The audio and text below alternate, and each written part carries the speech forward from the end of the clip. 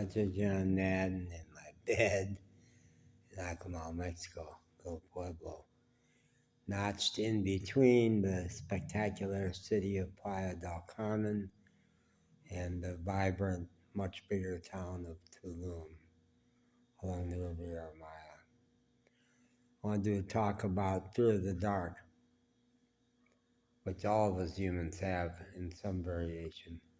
When my kid was little, we thought it was awfully cute that there was a point where he wanted garlic in every room of the house so that the vampires wouldn't hurt him. We thought that was cute. But I'm afraid of the dark. Mostly, I take a lot of pride that I've been camping for 4 years and gone back to nature. Right. Well, most of that camping was in a vehicle, not down on the ground. It was in a camper van. And most every place I camped, there was some ambient light. Now, my first year in deep Appalachia, up in the Appalachian Mountains, it was real dark there. It was real dark, most places. One place is where my first 3 months was with a friend in her basement apartment on the side of a mountain. And I discovered there that if I was standing next to my car, 3 feet away from my car at night, if you spun me around and I didn't have a flashlight, I didn't know where the car was. I couldn't find it. It was that dark. I could not see its outline. But I sure didn't sleep that way. I had nightlights. My son was with me on a trip out east to AT&T where I did a lot of work in New Jersey. And he and one of my colleagues were hanging out one night. And Terry had a great time partnering with Denise Larada. That name just popped out of nowhere 30 years ago. They teased me about the fact that I wanted to go buy a nightlight. And Denise who had been a road warrior long before I was traveling for business.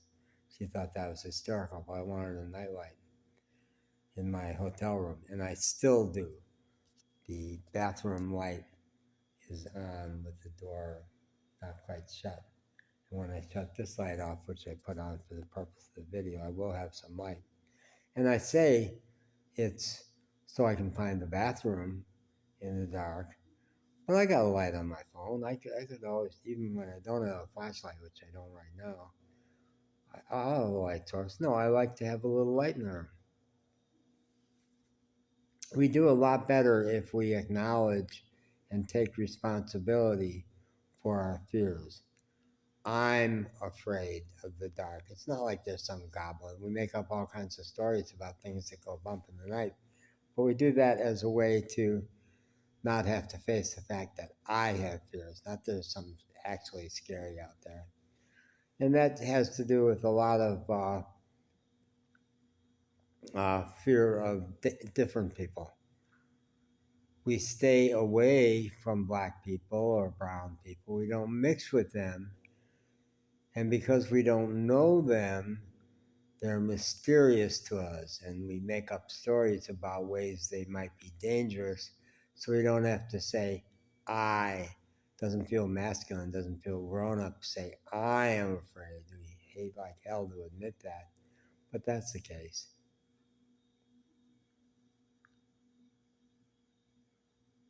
I was afraid. Every time I make a video, I'm afraid to push the button because I don't know what's going to come out. Because I don't script it and I don't want to. And I mostly really trust that God's going to tell me what to say, and usually she does. But there's that jumping off the diving board of hitting the tab, hitting the button.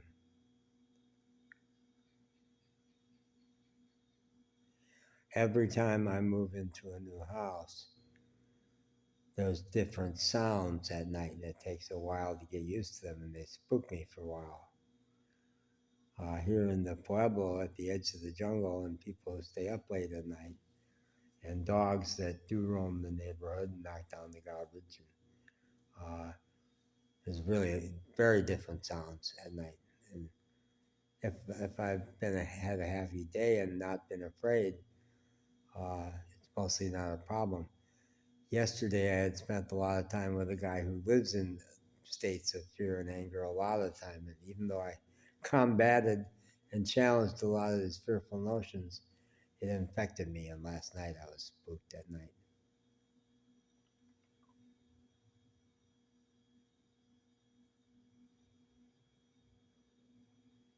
That's all I got. It's enough. More than enough.